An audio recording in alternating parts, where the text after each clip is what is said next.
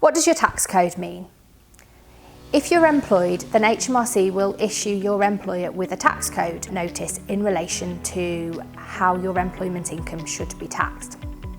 Now, there are a lot of different tax codes that might crop up, and quite often we get queries from people who wonder what their code actually means and whether it is correct.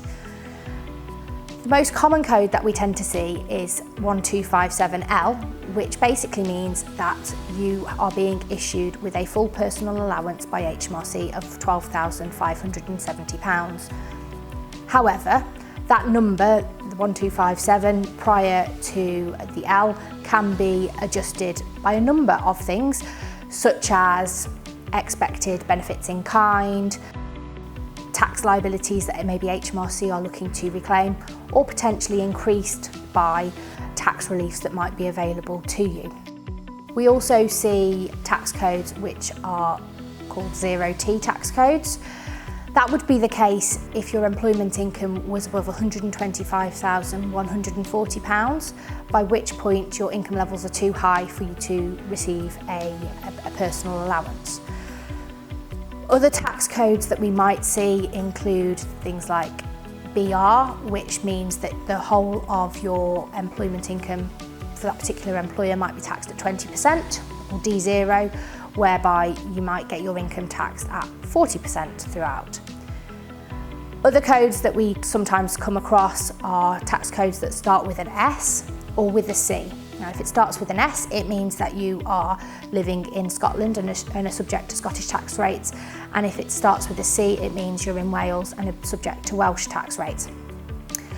The final thing that we sometimes will come across in terms of tax codes is something called W1, M1, or even an X.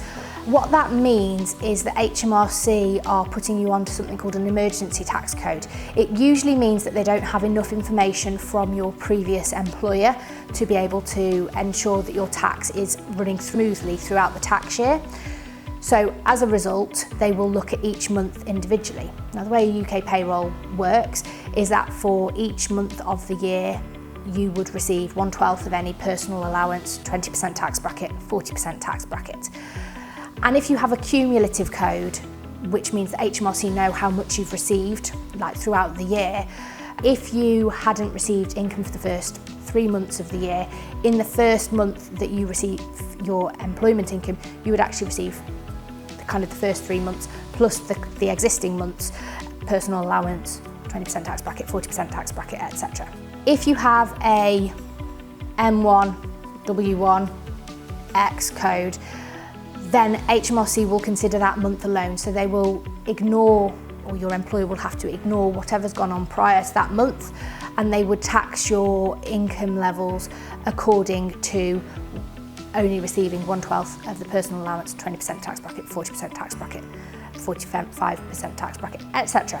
What that will mean is if you're on a cumulative tax code, there is a chance that you may end up with a tax imbalance at the end of the year, and you may well have ended up either over or underpaying taxes, which would need reconciling. We also see people who have K codes.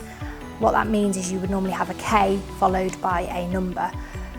And what that means is that you've effectively been given a negative personal allowance by HMRC, and additional income is kind of taxed.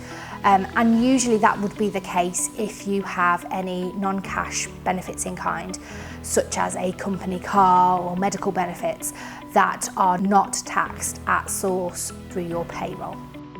If you have any questions about your tax code and you'd like to know a little bit more about it, then please do get in touch.